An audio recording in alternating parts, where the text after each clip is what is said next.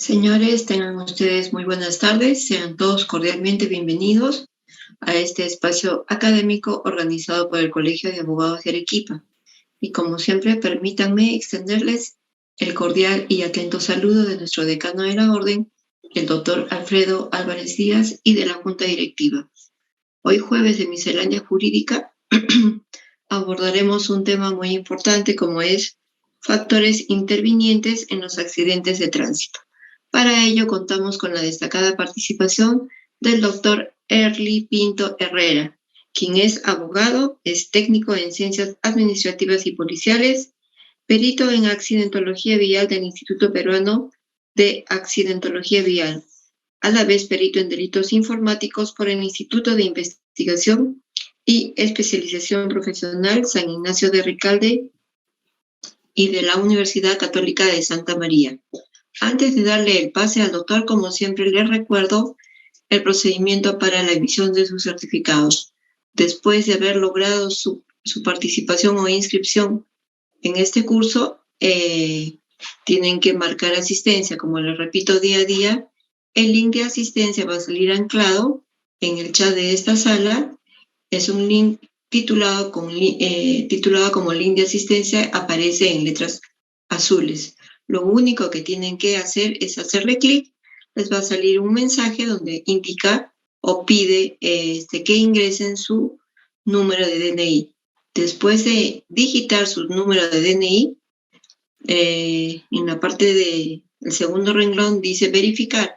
Denle clic en verificar, el sistema va a reconocer unos segundos su DNI y arrojará un nuevo mensaje indicando marcar asistencia.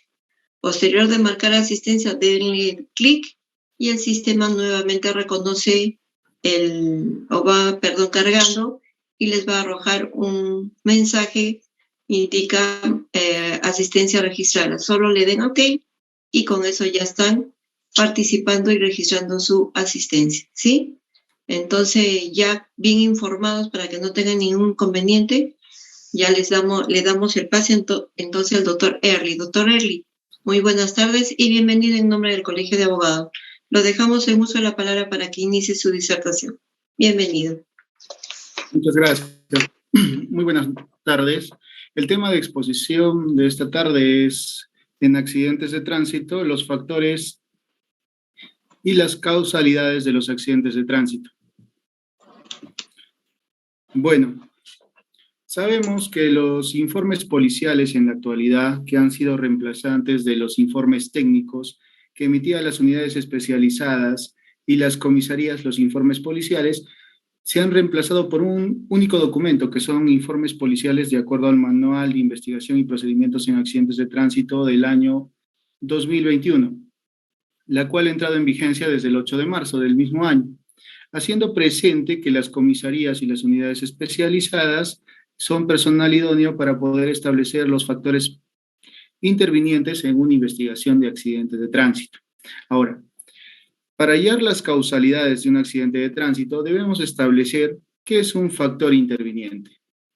El factor interviniente es parte contribuyente al accidente de tránsito. Determina la participación, responsabilidad de los elementos de tránsito, es decir, elemento hombre, vehículo, vía y medio ambiente. Son las causas en sí de manera general de todo el accidente. Y estos factores tienen tres clases. Son los predominantes, determinantes y contributivos. Los factores intervinientes propiamente son las concausas existentes en un accidente de tránsito, es decir, que son causas que interrelacionan entre sí y generan un efecto. Es decir, puede haber en un accidente de tránsito factores de desatención, de cuidado y prevención, de velocidad no adecuada. Y estos factores intervinientes de manera general se dividen en tres grupos: determinantes, que son aquellos donde en un accidente de tránsito existe una sola causa que fija en términos de previsión objetiva la percepción por parte de un sujeto activo. Es decir, en un accidente de tránsito solo existe un factor. Esos accidentes son muy raros e inusuales de encontrar en la práctica. Los factores predominantes, por otra parte, De todos los factores existentes en un accidente, por ejemplo, un automóvil se desplaza en línea recta por una vía nacional, una carretera, y de pronto observa a un peatón en medio de su carril de circulación. Pueden existir varios factores en ese accidente. Si llega a tener contacto con el peatón, una desatención, si no se ha percatado de él, un exceso de confianza, si se ha percatado y aún así ha continuado su desplazamiento, una velocidad no adecuada o una velocidad mayor a la permitida si la cuantificamos. Esos factores generales, uno de ellos es el de predominio, el de más importancia.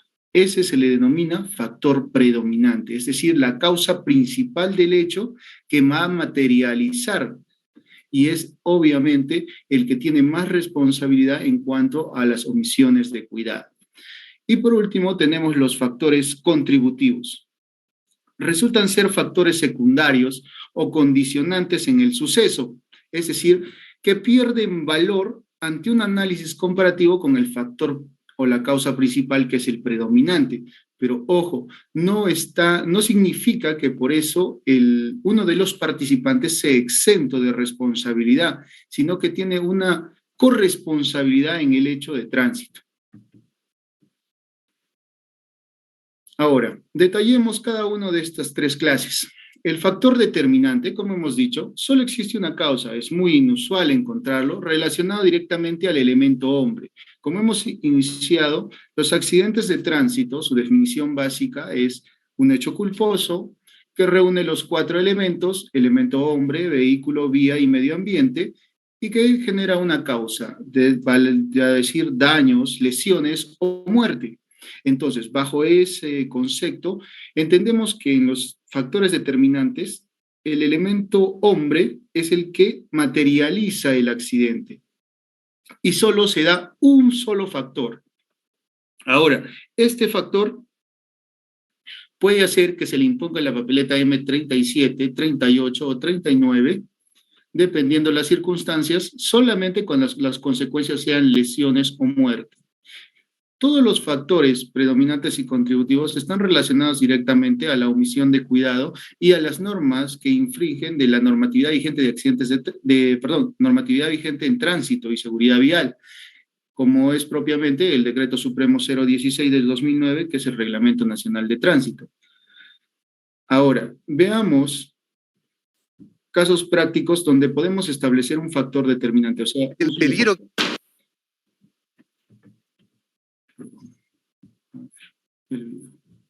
Un solo factor. Por ejemplo, El peligro. Observamos la bicicleta que se va contra el palo de madera, el cual significa que la persona se ha encontrado desatenta. Solamente hay un solo factor, desatención. Observamos también un factor de velocidad no adecuada si no la podemos cuantificar, y velocidad mayor a la permitida si la cuantificamos.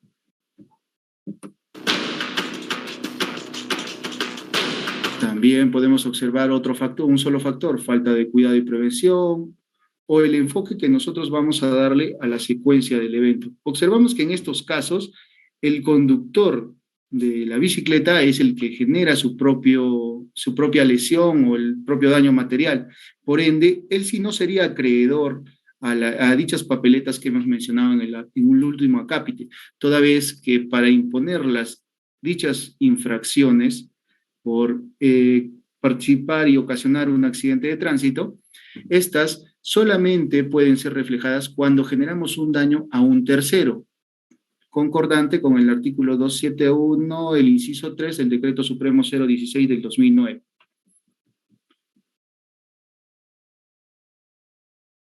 Ahora, lo que es factores predominantes en los accidentes de tránsito. Como hemos dicho, es la causa basal del accidente. Por lo tanto, es la de mayor importancia y prevalencia, generando como causa principal en relación directa al elemento hombre, con ciertas excepciones, porque también los factores de predominio pueden ser considerados el elemento vehículo, en caso de una avería, o algunos otros factores exógenos.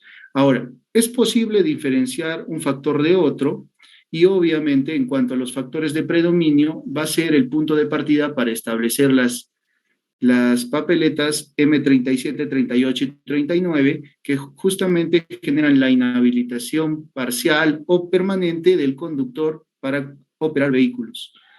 Este tipo de factor de predominio básicamente está relacionado con el tenor literal de cada infracción, que es conducir y ocasionar un accidente de tránsito. Observamos que la palabra ocasionar está relacionada directamente con lo que son factores de predominio, es decir, en un accidente de tránsito, el factor predominante será acreedor a las papeletas 37, 38, 39 de las EMES en caso de que esta persona materialice el accidente. Por eso es importante determinar. Pero este factor es como, observemos el video, es como una cadena de una motocicleta o de una bicicleta, donde existen varios factores en un accidente de tránsito. Nosotros tenemos que hallar el más importante, el principal. Por eso es importante conocer todo lo que es normatividad de tránsito, doctrina, y aplicar recién las causalidades de un accidente, diferenciando cada factor.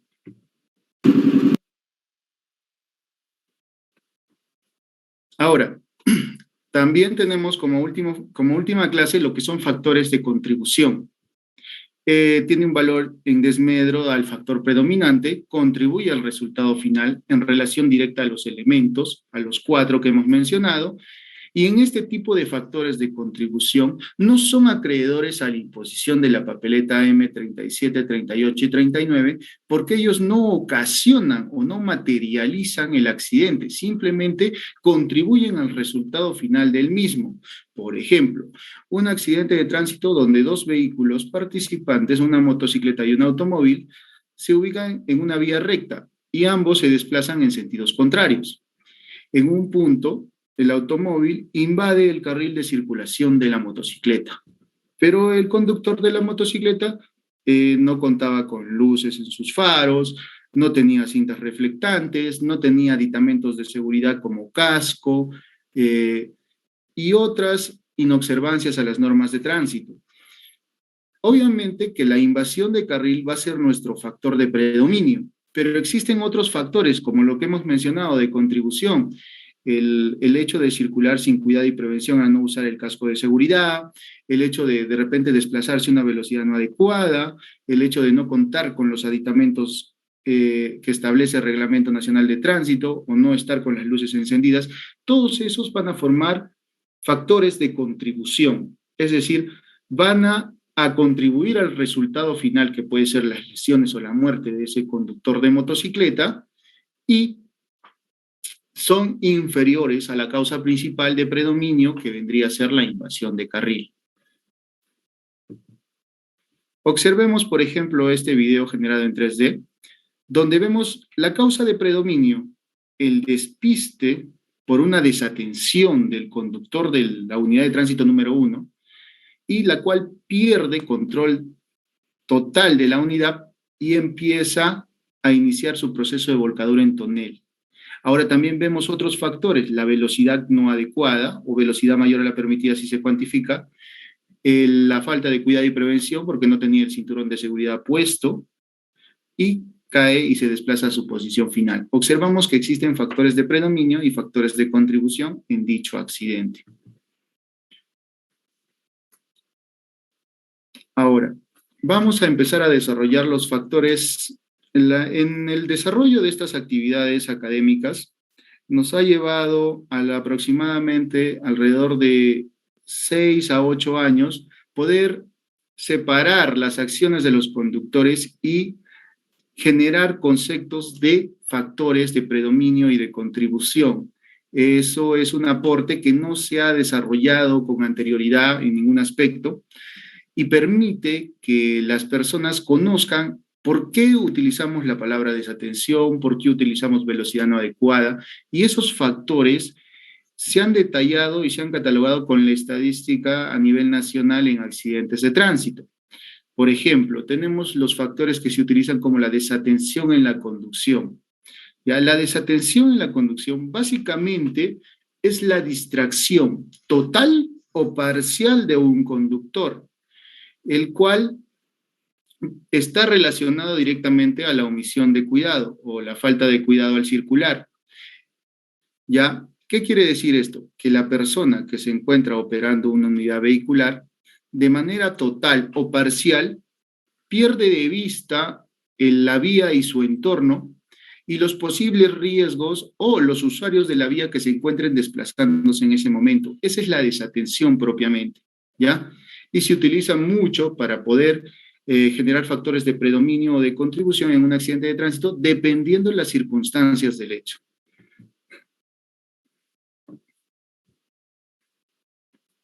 El exceso de confianza. Un parámetro muy distinto al primero, que se logra establecer cuando nosotros no respetamos las normas de tránsito y los parámetros establecidos en la circulación. Es básicamente un factor de descuido en el cuidado y prevención, al operar un vehículo y exceder la confianza, cometiendo errores tales como adelantar en un lugar no permitido, a sabiendas que dicha acción puede generar un accidente de tránsito. Es decir, que este factor de exceso de confianza, nosotros sabemos la normatividad de tránsito, sabemos qué es el cuidado y prevención, sabemos los riesgos presentes en la vía y aún así no realizamos una acción para evitar esos riesgos y excedemos la confianza. Por ejemplo, en una vía de doble sentido de circulación, existe doble línea continua. Sabemos que el reglamento prohíbe y restringe adelantar en ese espacio de vía. Entonces, ¿qué hace el conductor?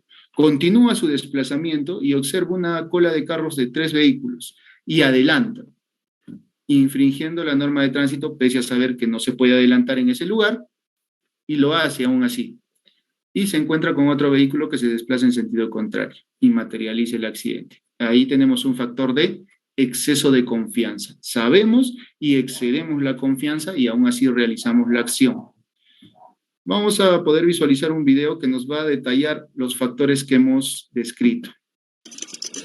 Por ejemplo, aquí observamos desatención en la conducción, porque verificamos que el conductor agarra un dispositivo en la parte inferior, lado izquierdo del conductor, y no se percata del vehículo que se desplaza por la intersección. También podemos encontrar un exceso de confianza, porque sabemos, si el conductor se desplaza continuamente por esa vía, sabemos que esa persona conoce la configuración de la vía y por ende sabe acerca de las intersecciones existentes y aún así continúa a la misma velocidad que se encuentra desplazándose normalmente.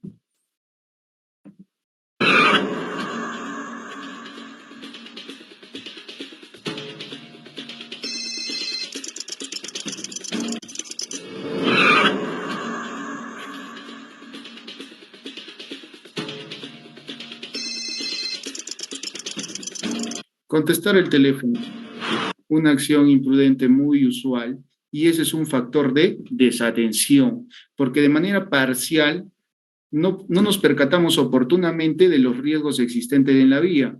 Puede ser un vehículo que nos antecede y que se encuentre sobreparado, o un vehículo que se encuentre desplazándose muy lentamente, o niños jugando en una acera, a un extremo de la vía, que son posibles riesgos que por nuestra desatención no nos percatamos oportunamente. Lo más riesgoso, estas desatenciones pueden generar consecuencias fatales, lo cual nos permite demostrar que los factores de riesgo, las omisiones de cuidado, se ven presentes en los factores intervinientes de un accidente de tránsito, que sirve para determinar las causalidades de dicho evento.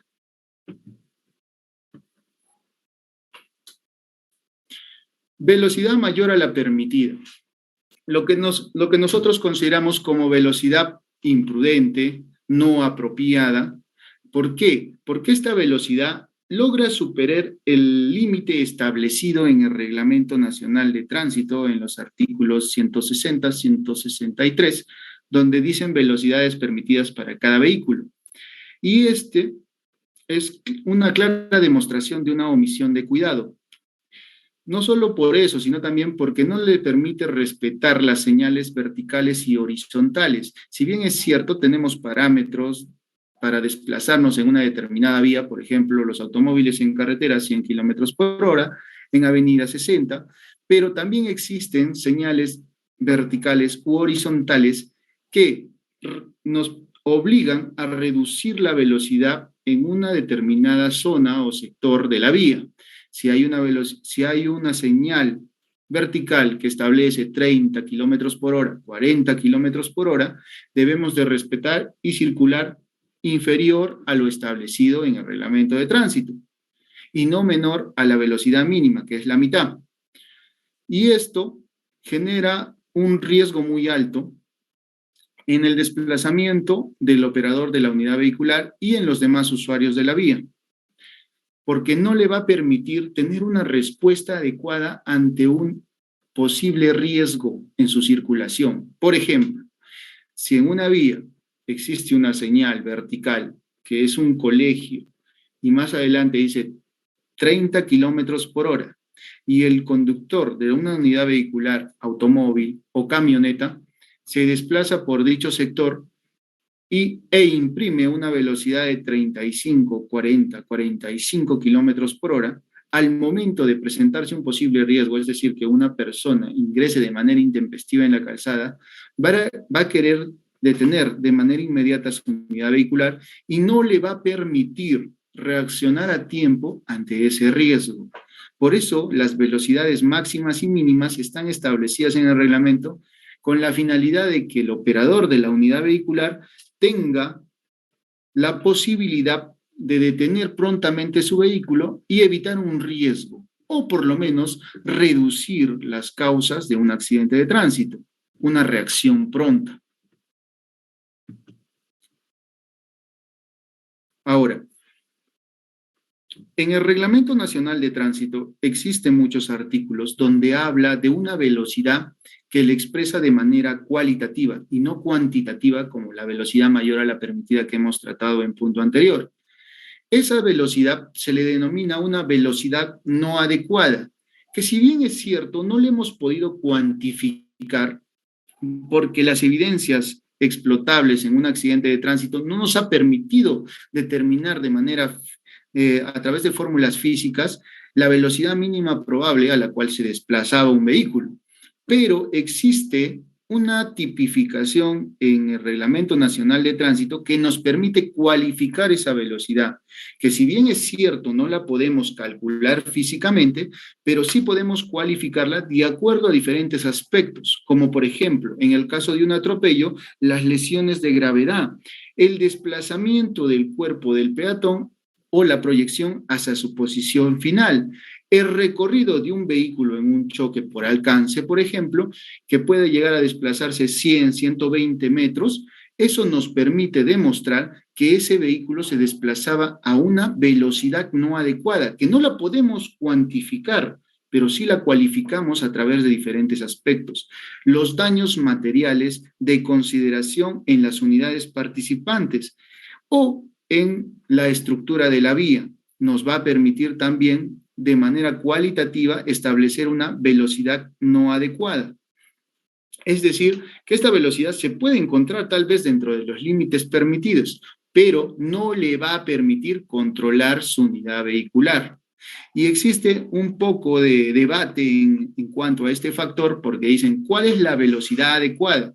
De acuerdo al Reglamento Nacional de Tránsito, en su artículo 161, establece que la velocidad no adecuada, la velocidad adecuada sería aquella que le permite controlar su unidad vehicular. Se recuerdan que al inicio hemos estado hablando de los posibles riesgos, riesgo posible, riesgo presente, riesgo existente, justamente de eso se trata. Si una persona se encuentra desplazándose por una vía nacional, existen posibles riesgos. ¿Y cuáles son los posibles riesgos? Los demás usuarios de la vía, tanto peatones como otras unidades vehiculares. Entonces, las restricciones de velocidad nos facultan a que el vehículo pueda controlar su vehículo ante ese riesgo existente o latente. Por ende, si tratamos de una velocidad no adecuada, es controlar nuestro vehículo en esas circunstancias.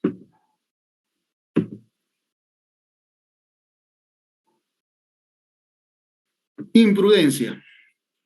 El Reglamento Nacional de Tránsito, el vigente, la palabra imprudencia no se ve catalogada en uno de sus artículos, pero esto no quiere decir que dicho factor haya prescrito o se haya anulado, toda vez que este factor todavía sigue definiéndose doctrinariamente, porque refleja directamente una acción del conductor al actuar con audacia o ligereza, realizando actos contra la prudencia, es decir, no respetar las señales verticales, no respetar las normas de tránsito, no respetar a los demás usuarios de la vía. Entonces, eso es imprudencia, actuar contra las reglas de la prudencia.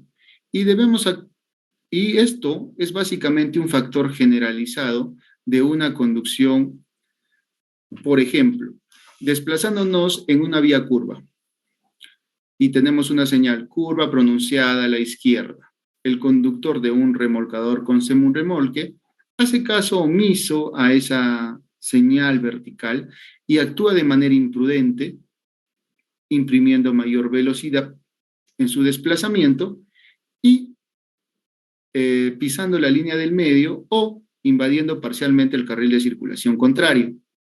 Eso es una acción imprudente, porque actúa omitiendo las reglas de prudencia, no respeta las señales verticales e invade el carril de circulación contrario, a sabiendas de todo lo relacionado al tema de tránsito.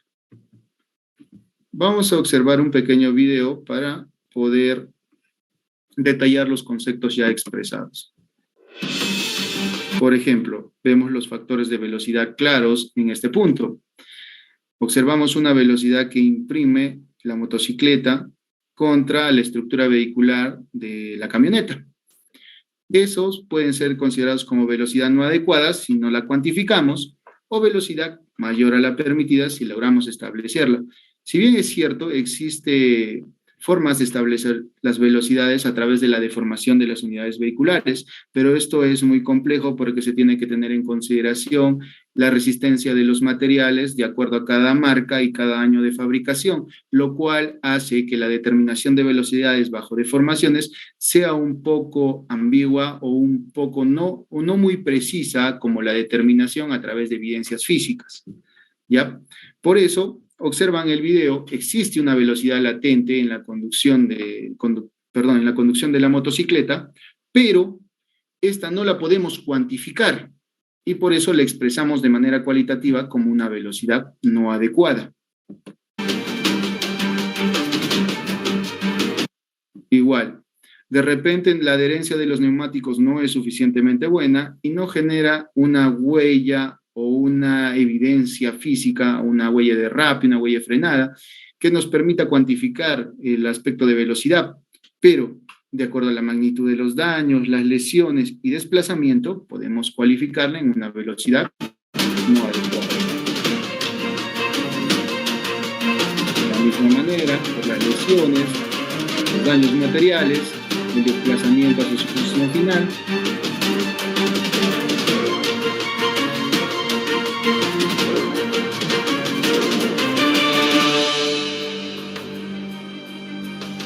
son factores de velocidad propiamente.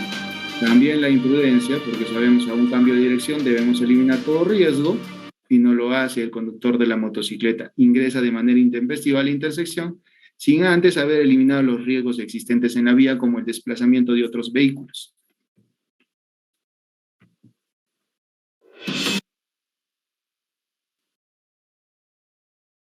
Negligencia. Es otro factor que usualmente van a encontrar en las causalidades de un accidente de tránsito, reflejados en los informes policiales, donde se logra establecer la indiferencia por el acto de realizar una conducción de un vehículo, como es el caso de no tener revisiones técnicas, de circular sin luces en buen estado, de no tener espejos retrovisores, entre otros, los cuales son valorados como una omisión o indiferencia, que se encuentran directamente vinculados al cuidado y la prevención.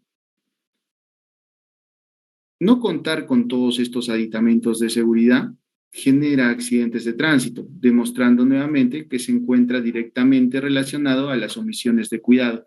Es decir, actuar con negligencia es a sabiendas de que nosotros debemos de contar con los sistemas de luces, el sistema de frenos, contar con las revisiones técnicas al día, y aún así no lo hacemos y continuamos nuestro desplazamiento, entra a tallar en un factor de negligencia.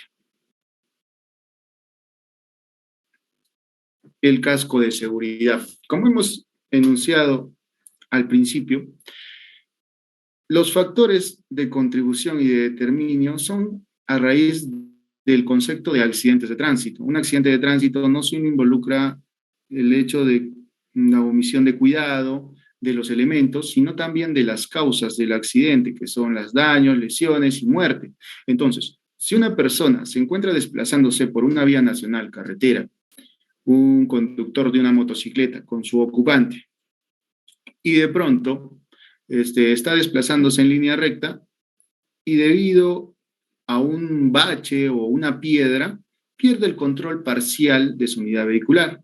Su ocupante sale proyectado a un extremo de la vía y debido a que no cuenta con un casco de seguridad, se generan lesiones que le pueden causar la muerte o le pueden causar lesiones de gravedad. Por lo cual se puede lograr establecer que el casco de seguridad como un factor de contribución es un accesorio preventivo ante cualquier posible riesgo en la vía, que si bien es cierto, de repente no le permitirá evitar las consecuencias fatales, pero en muchos casos es un elemento preventivo que nos va a evitar generar lesiones de mayor trascendencia o lesiones de gravedad, ¿ya? Por lo cual está vinculado directamente a la prevención. Si se han dado cuenta, todos los factores, tanto predominantes como contributivos, son referidos a la omisión de cuidado, al tema de tener cuidado y prevención en su desplazamiento, ¿ya? Estos factores de prevención de riesgos, como son el casco de seguridad, tanto en motocicletas como en bicicletas, son más propensos, si no se utilizan, a presentar lesiones en un accidente de tránsito, ¿ya? Siendo un mecanismo óptimo para cuidar y preservar la vida de los conductores o sus ocupantes. De la misma manera, el cinturón de seguridad es un elemento preventivo en los vehículos automotores, en el interior del vehículo. Y ojo, los vehículos que tienen airbag o bolsas de aire, estas bolsas de aire son un complemento al cinturón de seguridad. El cinturón de seguridad es un elemento preventivo que no se puede reemplazar o no se puede omitir. ¿Ya? Es un elemento que se encuentra directamente relacionado, como hemos mencionado, a la prevención y evita posibles riesgos en los conductores y ocupantes de un vehículo automotor. ¿Qué sucede normalmente en los accidentes de tránsito? El conductor considera o piensa que él nomás debe de contar con el cinturón de seguridad y muchas veces omite establecer los parámetros de seguridad en sus ocupantes o pasajeros, ya que ellos deben de contar con dicho aditamento al momento de iniciar el desplazamiento de una unidad vehicular. Es por eso que cuando existen accidentes de tránsito con lesiones o con muerte y la persona sale proyectado fuera de la unidad vehicular, es decir, que no contaba con dicho aditamento de seguridad y por ende entra en un factor de contribución para el conductor de la unidad vehicular. Vamos a observar un pequeño video para poder enfatizar la doctrina que hemos empleado anteriormente. Observamos a un conductor desplazándose en un vehículo y vamos a ver lo importante del uso del cinturón de seguridad. Este aditamento preventivo, si no se utiliza adecuadamente, puede generar lesiones e incluso la muerte. Por ejemplo, observamos que en este choque y volcadura del vehículo, las personas que cuentan con el cinturón de seguridad, algunas sufren lesiones que no son de consideración o algunas simplemente no sufren lesión alguna.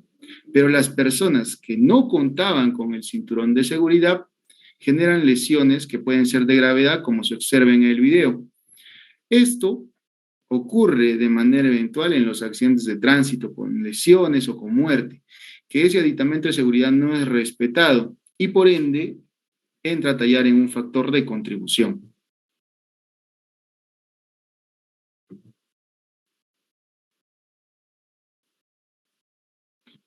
El alcohol en la sangre u otras sustancias que generen las capacidades psicosomáticas reducidas. Hay muchas controversias referente al alcohol en la sangre.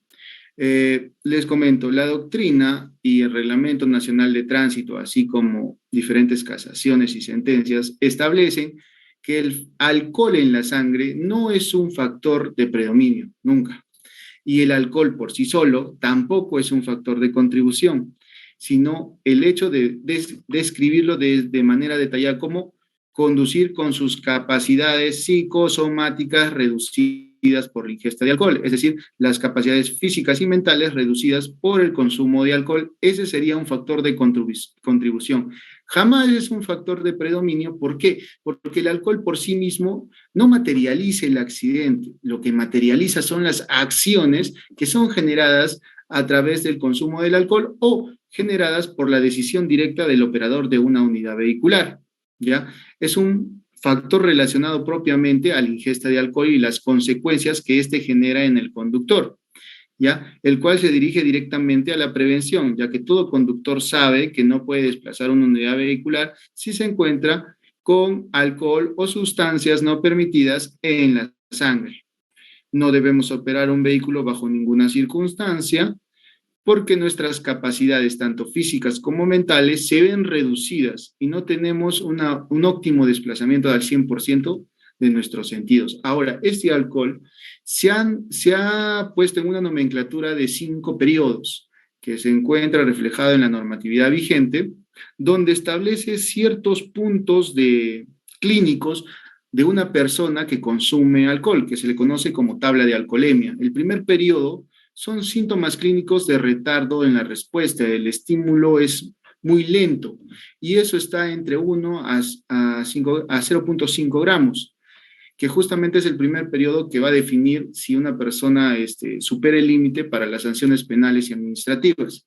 El segundo periodo, que es considerado como ebriedad, euforia, excitación, pérdida de la atención, disminución de los reflejos. El tercer periodo ya es una ebriedad absoluta, una confusión, agresividad, pérdida de control, de 1.5 a 2.5. El cuarto periodo, que es una grave alteración de conciencia, estupor, apatía, descoordinación muscular, eso está entre 2.5 a 3.5 gramos por litro en la sangre. Y el quinto periodo, que es el cometílico, riesgo de muerte, paro respiratorio, afección intestinal, de 3.5 a más gramos por litro en la sangre. ¿Qué sucede? Esta tabla de alcoholemia es una tabla promedio que se ha realizado en un estudio de manera detallada en la población, que es un estándar, pero no significa que esta tabla se aplique para todas las personas.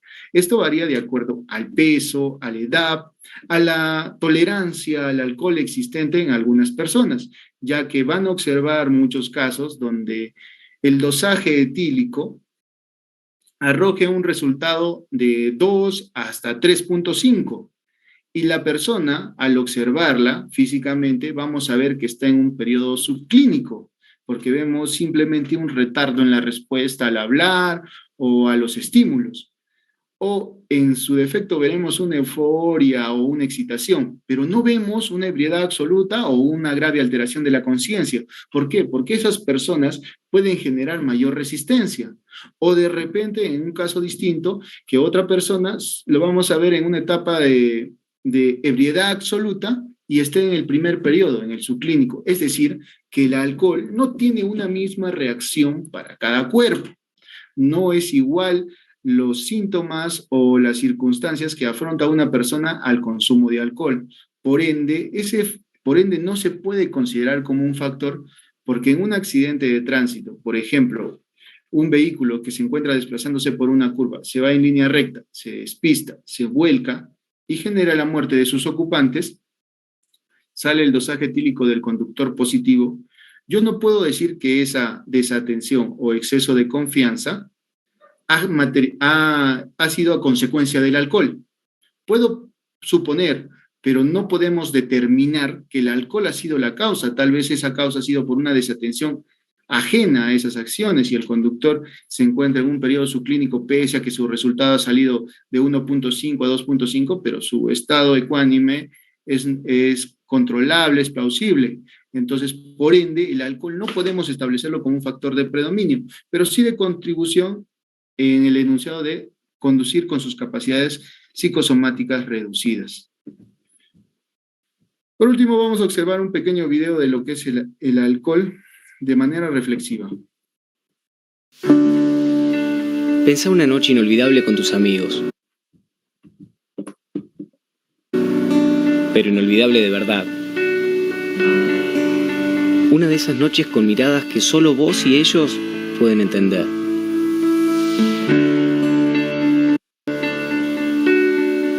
Una noche diferente, con pulsaciones a 1000.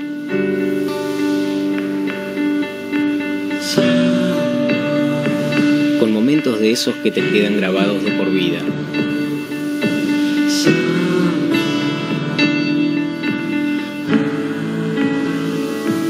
¿Vamos de nuevo? Pensá una noche inolvidable con tus amigos, pero inolvidable de verdad. Una de esas noches con miradas que solo vos y ellos pueden entender. Una noche diferente, con pulsaciones a 1000. Con momentos de esos que te quedan grabados de por vida.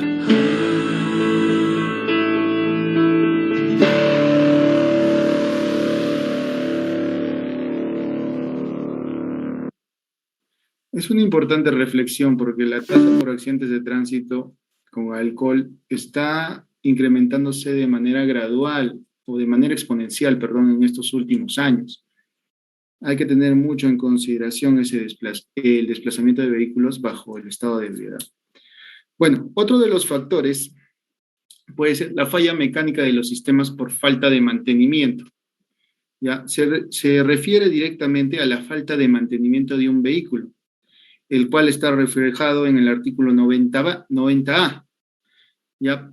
Donde puede generar un accidente de tránsito, motivo por el cual la prevención se ve reflejada directamente en este factor. Al operar un vehículo, debe de pasar un mantenimiento preventivo, tanto mensal, semanal, anual, que nos permita tener una máquina en óptimas condiciones y así poder evitar posibles accidentes de tránsito, lo cual también tiene un mínimo margen de riesgo. Como hemos dicho, existen riesgos externos a la conducción, pero estos son riesgos propios al desplazamiento, los cuales son evitables de acuerdo a la operación que tiene el conductor en cuanto a las normas de cuidado y prevención existentes en los reglamentos. Medio ambiente. Si bien es cierto, es un factor exógeno relacionado a las causas del accidente de tránsito, pero también es un factor que nos va a permitir un mayor análisis referente a la evolución de un accidente de tránsito y a la capacidad de reacción de un conductor, donde se ve reflejado directamente a lo que es el espacio atmosférico de una vía, el factor de clima, si afecta propiamente a la circulación o no, si la vía se encontraba con sustancias ajenas a la misma, por ejemplo, agua, granizo, lluvia, nieve, que no nos permita un desplazamiento continuo. Al no haber una adherencia adecuada de los neumáticos a la calzada, el conductor debe de evaluar que debe circular a una velocidad inferior a un desplazamiento normal para poder controlar su unidad vehicular ante un posible riesgo. De la misma manera, cuando existe neblina en un sector de la vía, el conductor también tiene que evaluar esas circunstancias y tomar sus medidas precautorias, como luces neblineras, y si no las tuviere, las luces intermitentes que le permitan un desplazamiento seguro. Pero esto todo está relacionado con el factor del medio ambiente.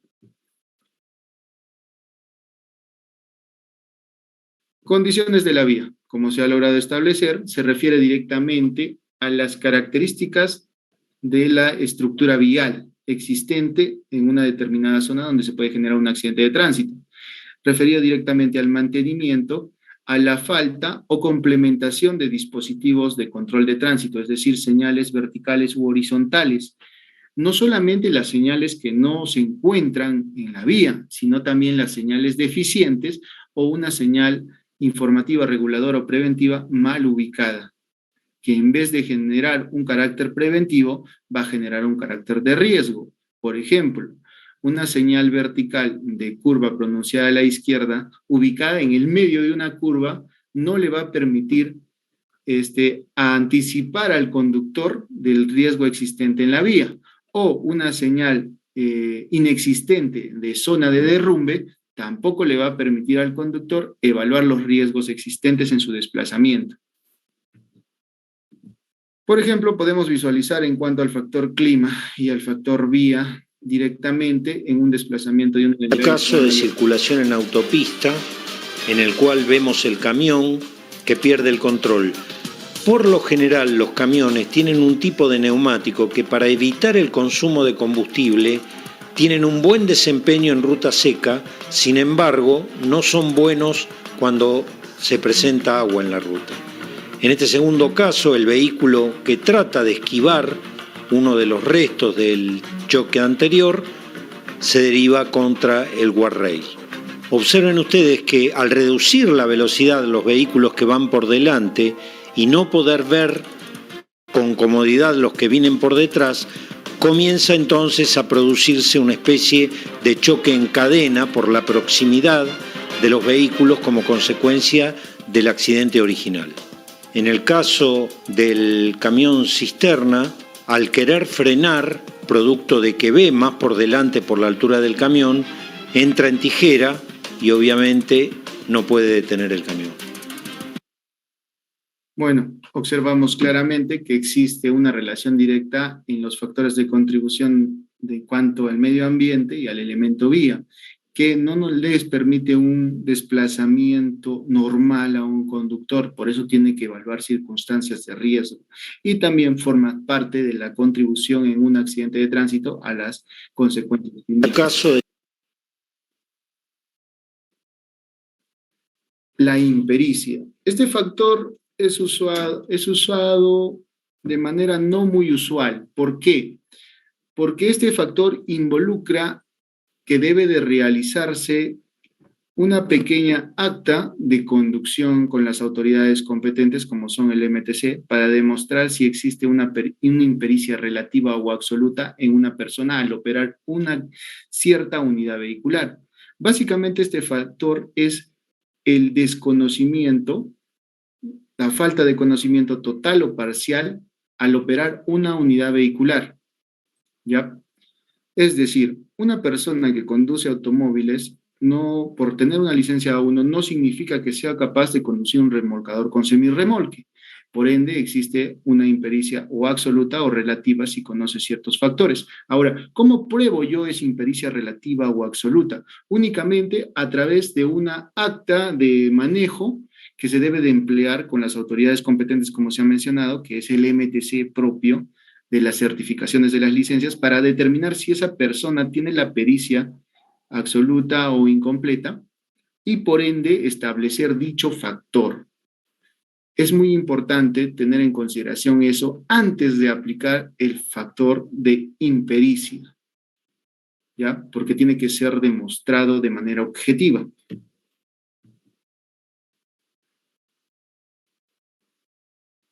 Somnolencia. Este factor también es muy complejo de demostrar. Únicamente podemos demostrar la somnolencia, que básicamente es un estado de cansancio absoluto relativo que hace que la persona tenga una fatiga excesiva y se pueda dormir en el desplazamiento o tenga sus capacidades reducidas por el exceso de la fatiga que se genera al desplazarse por distancias muy extensas o muy largas. Esta somnolencia también es complicado de probar, porque básicamente es que el conductor, en palabras llanas y simples, se duerma en el desplazamiento de su unidad vehicular. Y solamente podríamos demostrarlo a través de un medio tecnológico como es el video o un audio, donde se refleje que esa persona se duerme en su desplazamiento, o por propias indicación del conductor en su declaración, que diga me he dormido. Bajo otros aspectos, el sueño no podemos catalogarlo como un factor si no lo demostramos también igual de manera objetiva, porque esto generaría trastornos en tu investigación si tú no lo detallas de manera adecuada. La somnolencia es un factor de contribución un poco complicado de demostrar, pero no imposible, a través de los medios tecnológicos o por la propia referencia del conductor. A ver, observemos un pequeño video del último factor que se ha enunciado.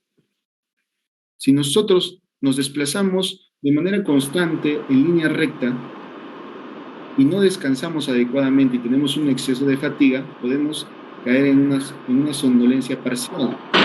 Eso va a hacer que no nos permita controlar la unidad vehicular, como en este caso, poder generar consecuencias de lesiones graves o incluso fatales.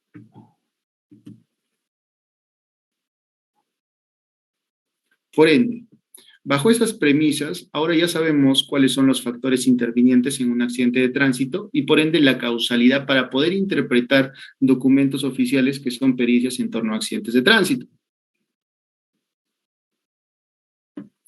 Por ejemplo, en cuanto a velocidad no adecuada, lo van a encontrar así: conducir a una velocidad no adecuada que le permite bajo las circunstancias del momento y lugar. La desatención igual, que está reflejada en el cuidado de prevención o en los cambios de dirección.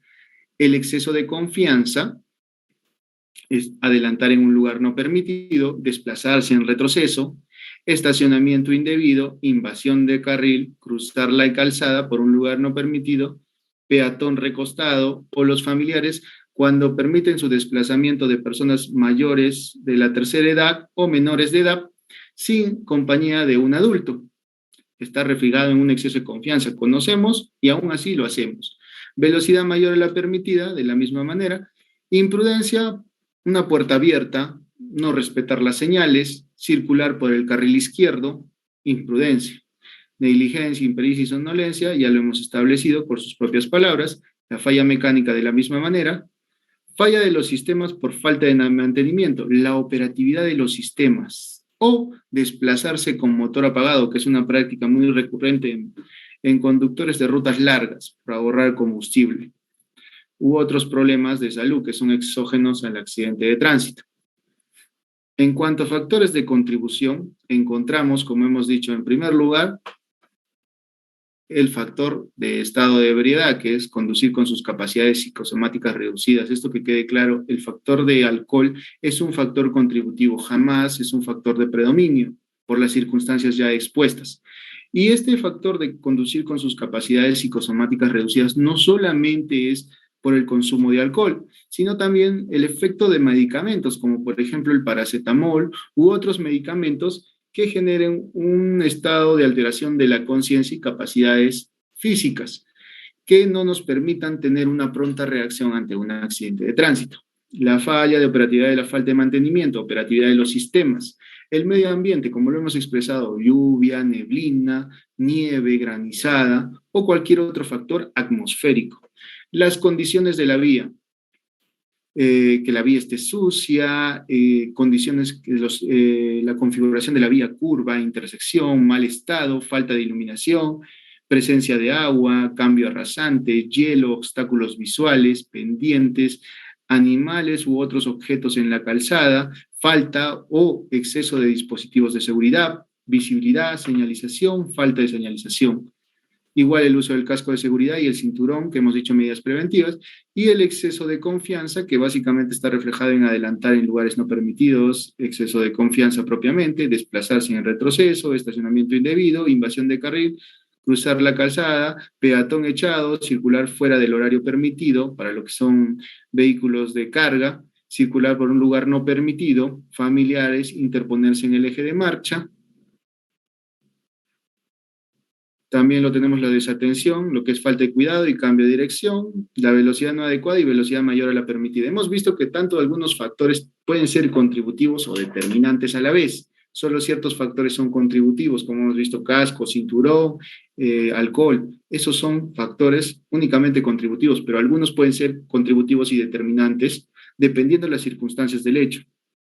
Imprudencia, caída de pasajero, exceso de ocupantes, exceso de pasajeros, puerta abierta, no respetar las señales, no respetar las señales verticales u horizontales, llevar pasajeros en un lugar no permitido, viajar en un lugar no permitido, subir del vehículo en movimiento, trasladar a personas en lugar no autorizado, carril izquierdo no permitido, sentido contrario, negligencia, derecho de paso, la negligencia de no conducir con una licencia, de retirarse del lugar de los hechos o una documentación incompleta, la impericia o deslumbramiento por desconocer algunas normas de tránsito, problemas de salud o problemas naturales.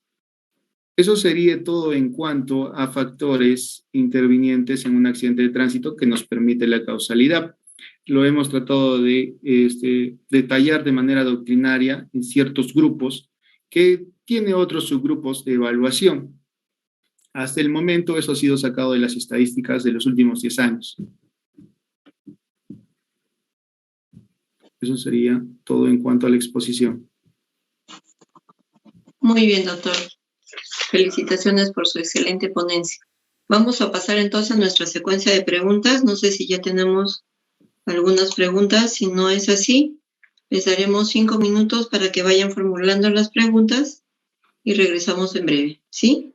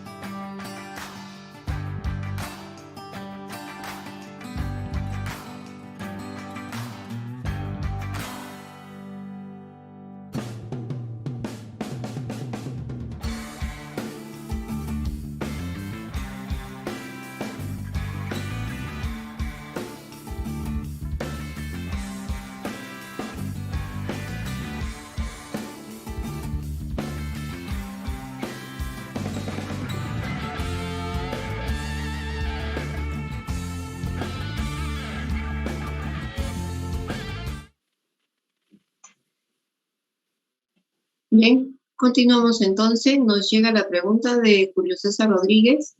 Indica, si un conductor estaciona su vehículo en una pendiente bien pronunciada, luego el vehículo se desengancha, ¿cuál sería el factor predominante?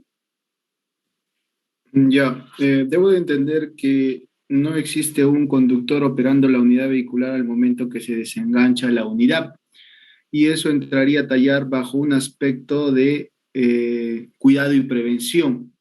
Al no haber colocado bien el dispositivo de seguridad para que el vehículo no continúe su desplazamiento, o en su defecto, colocar cuñas en los neumáticos para que éste no baje en una pendiente o gradiente, dependiendo las circunstancias como se observe el hecho.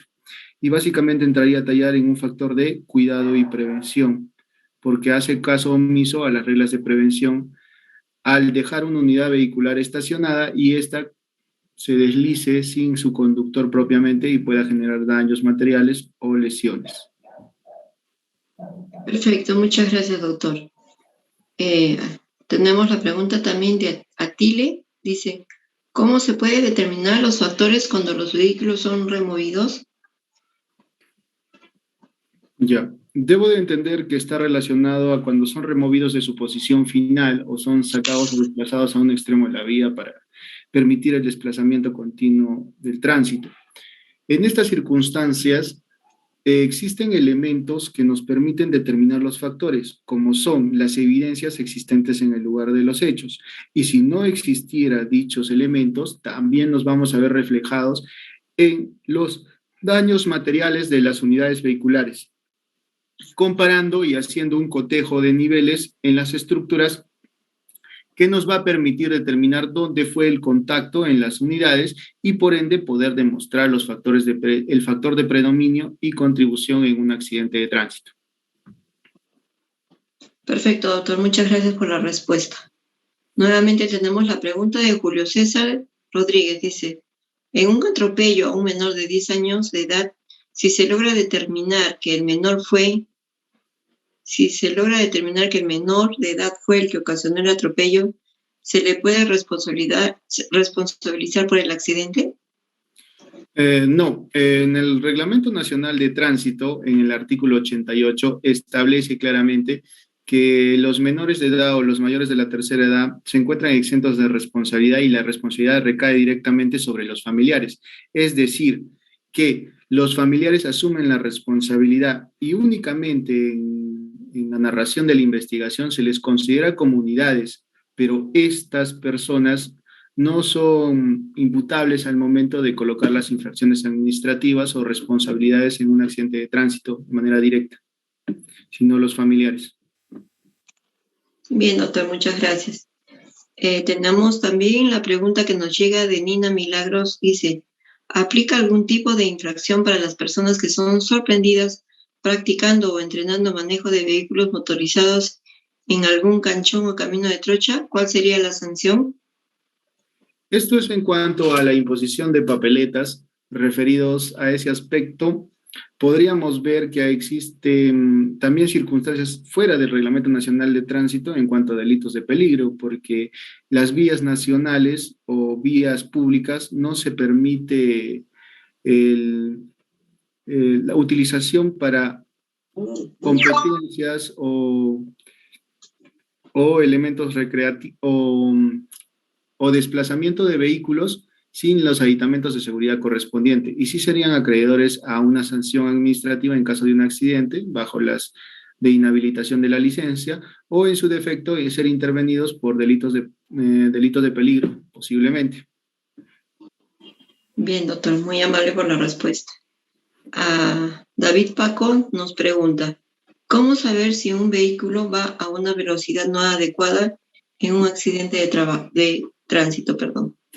Ya, como hemos mencionado, la velocidad no adecuada es algo cuantificado de manera cualitativa, ¿ya? Es decir, ¿cómo proyectamos una velocidad no adecuada? Bajo los aspectos de los daños materiales de la estructura vehicular, es decir, si hay daños de consideración, el desplazamiento de la unidad vehicular después del contacto hacia su posición final. Por ejemplo, un vehículo que se desplaza 120 o 130 metros después de un contacto, podemos decir que ha ido a velocidad, pero no la vamos a poder cuantificar, entonces simplemente la cualificamos diciendo su desplazamiento a su posición final fue de 130 metros, por lo cual se encuentra dentro del rango de una velocidad no adecuada. En otras palabras, la velocidad no adecuada se plasma cuando no podemos cuantificarla, pero existen elementos que nos van a facultar decir que ese vehículo se desplazó a velocidad. Muy bien. Nuevamente interviene Julio César Rodríguez, dice, si en la declaración del conductor refiere que iba en una avenida a una velocidad de 70 kilómetros por hora y conforme a los daños materiales cuantiosos, evidencias y lesiones graves, ¿se puede inferir que la velocidad fue excesiva? Sí, porque se encuentra dentro de los rangos de velocidad mayor a la permitida, ya que sabemos que en avenida la velocidad máxima es 60 kilómetros por hora. Por ende, si el mismo conductor acepta que iba a 70, hay un desplazamiento de una velocidad mayor a la permitida, ya está cuantificada. aunado al hecho de que presenta daños de consideración que nos va a permitir determinar ese concepto de velocidad mayor a la permitida.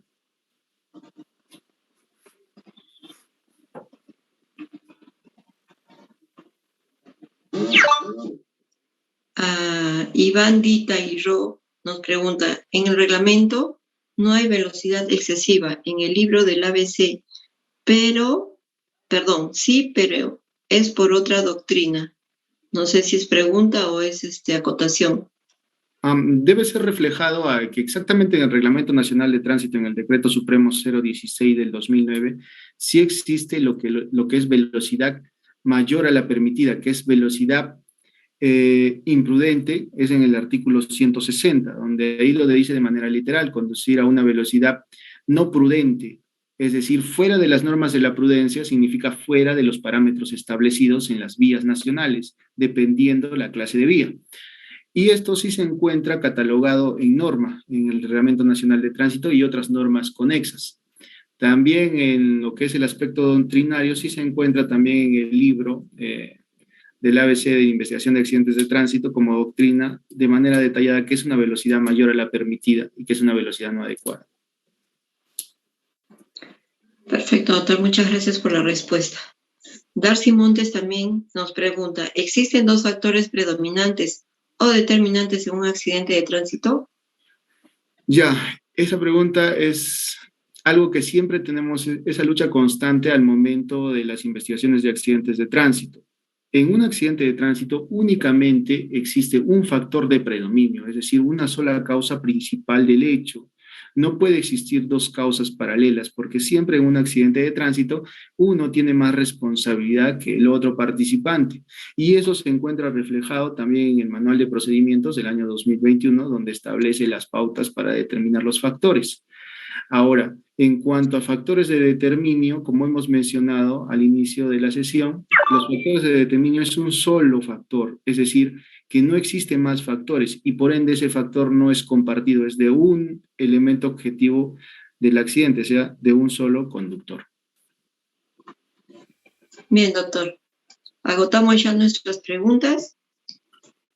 No nos queda más que felicitarle por su excelente ponencia el día de hoy, agradecerle por compartir en esta jornada académica sus conocimientos y experiencias y esperamos contar con usted en una próxima oportunidad. En nombre del Colegio de Abogados y de nuestro decano le agradecemos infinitamente, doctor. Muchísimas gracias. Muchas gracias. A todos nuestros participantes y agremiados también agradecemos su participación y asistencia. El día de mañana ya estaremos emitiendo los certificados a los correos que ustedes mismos consignaron al momento de su inscripción. Muchísimas gracias y muy buenas noches.